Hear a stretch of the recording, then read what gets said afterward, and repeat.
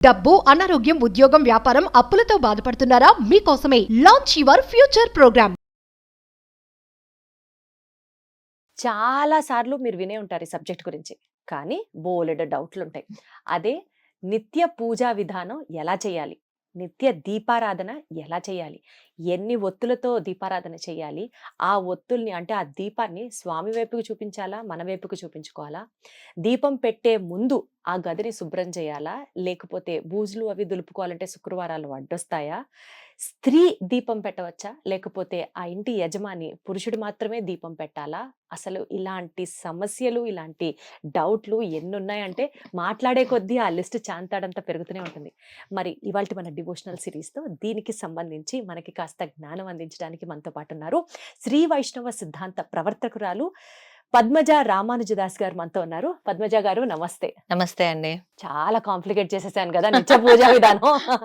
మనం పోయినసారే చెప్పుకున్నాం, స్వామిని మనసు నిండా భక్తితో పూజిస్తే ఆయన తప్పకుండా వింటాడు, అంతేగాని మనం దాన్ని మొత్తం గందరగోళం చేయక్కర్లేదు అని. కానీ నా మటుకు అమ్మ, దీపం పెడితే అదొక తెలియని సాటిస్ఫాక్షన్, అదొక తెలియని సంతోషం. ఈ రోజు నేను పూజ బాగా చేసుకున్నాను అన్న ఒక సంతృప్తి. కానీ చాలా మంది చెప్పగా విన్నాను, ఇంట్లో యజమాని మాత్రమే పెట్టాలి, ఆడవాళ్ళు పెడితే అంత ఫలితం ఉండకపోవచ్చు అని. సో దీని గురించి కాస్త మాట్లాడదాము, ఇంకాస్త ఇన్ఫర్మేషన్ తెలుసుకుందాము అనుకుని మీతో ఇవాళ మాట్లాడుతున్నాను. నిత్య పూజా విధానం ఎలా చెయ్యాలి, దీపారాధనకి సంబంధించి అంటారు కదా డూస్ అండ్ డోంట్స్ అంటారు కదా, వాటి గురించి కాస్త చెప్పండి. తిరువారాధన లేదా దీపారాధన లేదా పూజా విధానం ఏదైనప్పటికీ మగవారు చేయటం సర్వశ్రేష్టకరం. మగవారు చేస్తే మనకు ఒక సామెత కూడా ఉంటుంది, మగవారు చేసింది ఆడవారి కంటే వారి భార్యకి సగం వస్తుంది, మనం చేస్తే ఆడవారు వారిది వారికే ఉంటుంది. అయితే పుణ్యపాపాల గురించి పక్కకు పెడితే మగవారు చేయటం అనేది ఒక పద్ధతిగా చెప్తారు పెద్దలు. అనాచారం మనకి అనూచారంగా వస్తున్నటువంటి సంప్రదాయం ఏమిటంటే మగవారు చెయ్యాలి, ఆడవారు ఆ తిరువారాధన అంటే ఆ పూజకు సంబంధించినటువంటివన్నీ కూడా సమకూర్చటం ఆడవారి యొక్క పని. మగవారికి కుదరనప్పుడు ఆడవారు చేయవచ్చు, అట్లా చెప్తారు. శ్రేష్టమైతే మగవారు చేయటమే. అలాగే దీపారాధన ఎలా చేయాలి మనం ముందే అనుకున్నాం గతంలోనే. నిండు మనసుతో భక్తితో స్వామి మీద విశ్వాసంతో చేయాలి. ఆ స్వామి చెప్పాడు గీతాచార్యుడుగా భగవద్గీతలో, పత్రం పుష్పం ఫలం తోయం అంటూ. అంటే ఏది సమర్పించినా భక్తితో సమర్పించాలి. అంత పత్రం సమర్పించినా, పుష్పం సమర్పించినా, ఏది సమర్పించినా. అలాగే మనం చేసేటువంటి పూజ విధానం కూడా ఏది చేసినా నిండు భక్తితో చేసినప్పుడు దోషం ఉండదు. అక్కడ కూర్చుని బాడీ ప్రెసెంట్ మైండ్ యాబ్సెంట్ అన్నట్లుగా ఏదో చేసామనుకోండి, షోడశ ఉపచారాల పేరు మీదుగా అనంతమైన అపచారాలే చేస్తూ ఉంటాం. అయ్యయ్యో. అంటే షోడశ ఉపచారాలు 16 ఉపచారాలు చేయాలంటారు ఆరాధనలో ప్రతినిత్యం. దాని పేరు మీదుగా మనం అనంతమైన అపచారాలు, లెక్కలేనన్ని అపచారాలు చేస్తూ ఉంటాం. అయితే భక్తి పరంగా చేసే దానిలో దోషం ఎంచడు స్వామి. అంటే మనం అక్కడ కూర్చొని ఇప్పుడు ఫర్ ఎగ్జాంపుల్ స్వామికి అర్ఘ్యం సమర్పయామి, పాద్యం సమర్పయామి, శుద్ధ ఆచమనీయం సమర్పయామి. అర్ఘ్యం అంటే ఏమిటి? స్వామి మన ఇంటికి వేంచేశారు, అలాంటి స్వామికి చేతులు కడుక్కోవడానికి మంచినీళ్ళు ఇస్తున్నాం, తీర్థం ఇస్తున్నాం, అర్ఘ్యం. పాద్యం అంటే కాళ్ళు కడుక్కోవడానికి తీర్థం ఇస్తున్నాం. అలాగే ఆచమనం అంటే ఆ స్వామి స్వీకరించడానికి.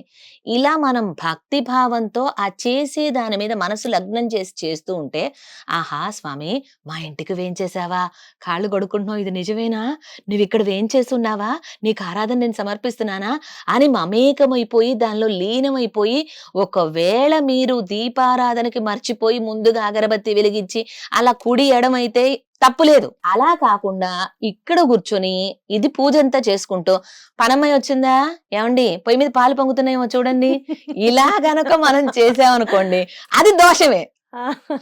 ఆ స్వామే స్వయంగా మన ఇంటికి ఏం చేశారో, పరాత్పరుడు ఆ శ్రీమన్నారాయణుడు అందరి చేత ఆరాధనలు అందుకునే పరమాత్మ ఈ దాసుని చేత ఆరాధనలు అందుకోవడానికి మన ఇంటికి వేంచేశారే అంటూ అలా తెలియని ఒక ఆనందంలో మమైకమైపోయి మనం ఏదన్నా ఒకటి అలా తప్పు చేసినా పట్టించుకోవడం. సెకండ్ సిచ్యుయేషన్ ఇందా చెప్పాను. కాబట్టి ఎప్పుడైనా సరే ఆ భక్తి భావనతో చేయాలి, ఏది చేసినా దాని అర్థం తెలుసుకొని చేయాలి విశేషించి. ఇక దీపాల విషయానికి వస్తే ఎలా చేయాలి ఏమిటి అన్నారు. దీపారాధన 2 దీపాలు పెట్టడం ప్రశస్తం, విశేషం. ఒక దీపం కన్నా 2 దీపాలు ఉండాలి. ఆ 2 దీపాలు కూడా స్వామి వైపు వెలుగుతూ ఉండాలి.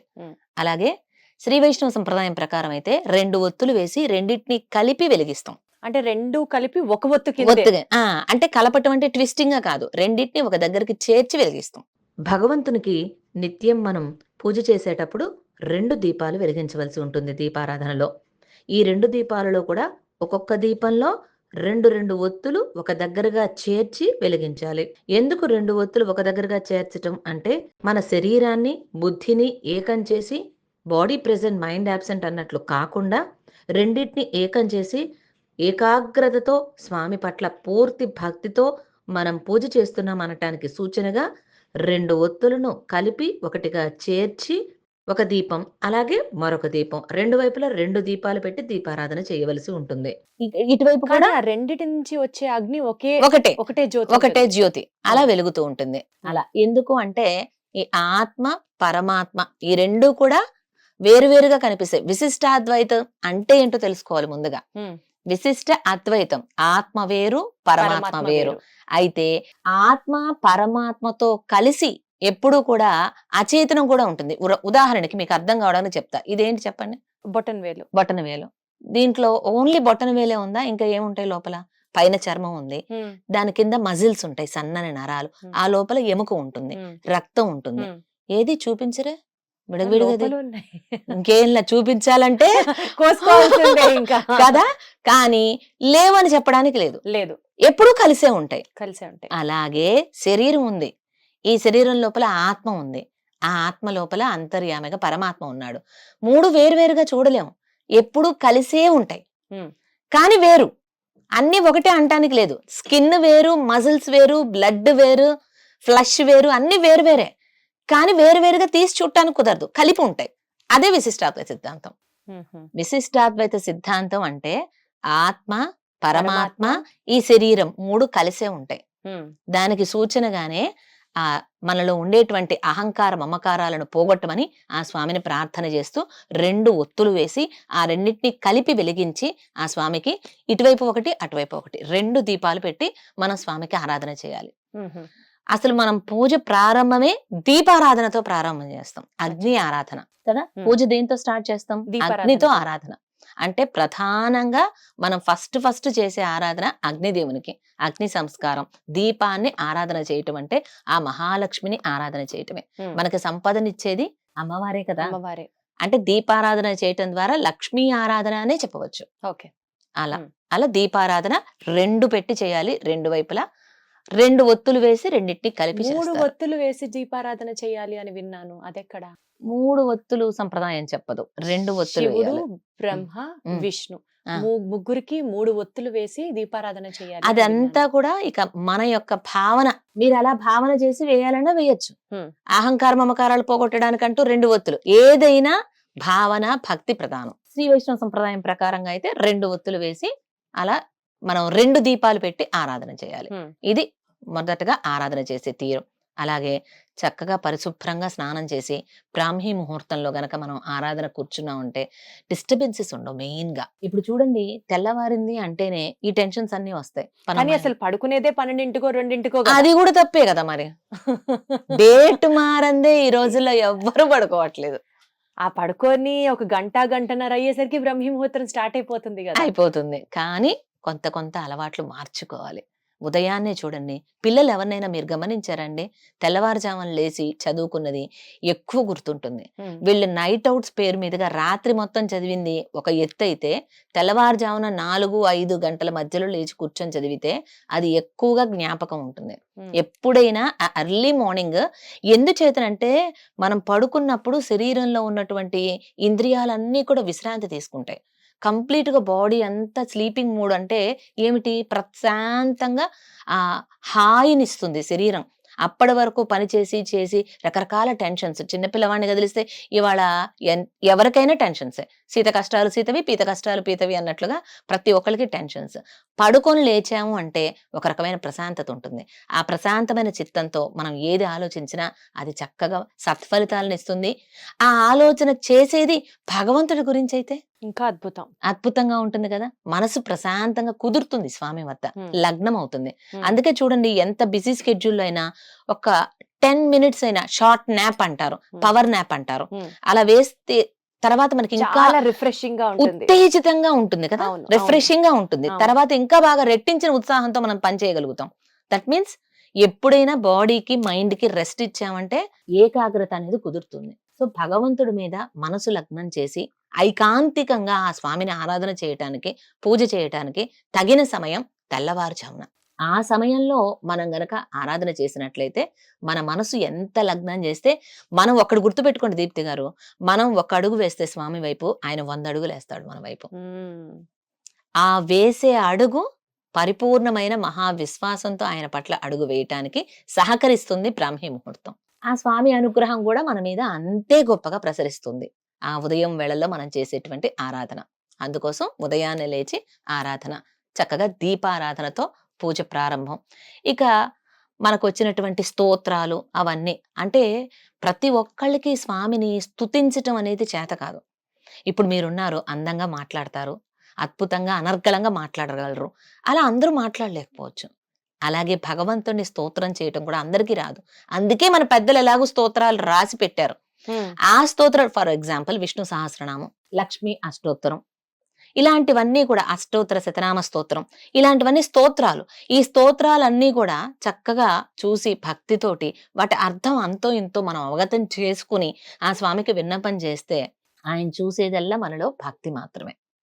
అందుకోసం ఎప్పుడు కూడా చిత్తం దేవుడి మీద పెట్టి చక్కగా మనసంతా కూడా ఆ స్వామిని నింపుకొని మనకు వచ్చిన స్తోత్రం చూసే చదవాలి. అసలు యాక్చువల్ గా చూడకుండా చదవటం అనేది కరెక్ట్ కాదు. కానీ మీరు చెప్పేది వింటుంటే చాలా బాగుంది. కానీ పద్మజ గారు, చూసి చదవడంలో కూడా ఒక్కొక్కసారి కొంతమంది ఎట్లా చెప్తారంటే, మనం పొరపాటున గనక తప్పు చదివితే పూజ చేస్తే వచ్చిన లాభం కన్నా తప్పులు చదవడం వల్ల దోషాలు ఎక్కువ వస్తాయి, కాబట్టి రాకపోతే అసలు చదవద్దు అంటారు. అంత భయం ఉండేసరికి అమ్మో అసలు మనం చదవకుండా మనస్ఫూర్తిగా స్వామిని వేడుకుంటే పోలా అని అనిపించే సందర్భాలు కూడా బోల్డ్ ఉన్నాయి. దీనికి ఏం చెప్తారు?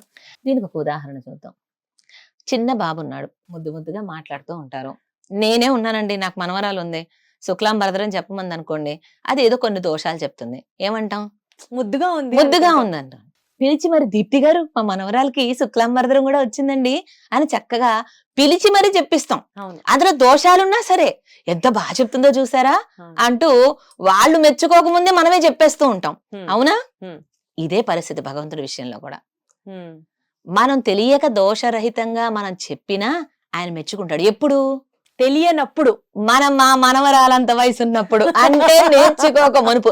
అదే మనవరాలు పెద్ద ఈ 10-15 ఏళ్ల వయసు వచ్చిన తర్వాత కూడా శుక్లాం భరద్రం అంటే సూ పలకడం రాక కుక్లాం అన్నది అనుకోండి, ఒకటి పీకైనా సరిగ్గా చెప్పిస్తాం.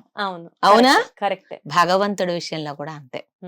ఏదైనా ఒక స్తోత్రం పెద్దలను ఆశ్రయించి నేర్చుకోవాలి.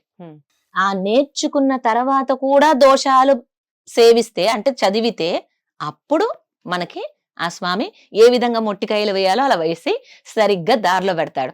నేర్చుకోక మునుపు తప్పులు సేవించిన చిన్న పిల్లలు వచ్చి రాని మాటలు, ముద్దు మాటలు మాట్లాడుతుంటే అలాగే అనుకోండి, మనం అందరం ఆయన పిల్లలం కదమ్మా. అంతే కదా. కాబట్టి ఎప్పుడు కూడా అలా దోషంగా స్వీకరించడం. తెలిసిన తర్వాత తప్పు చదవకూడదు.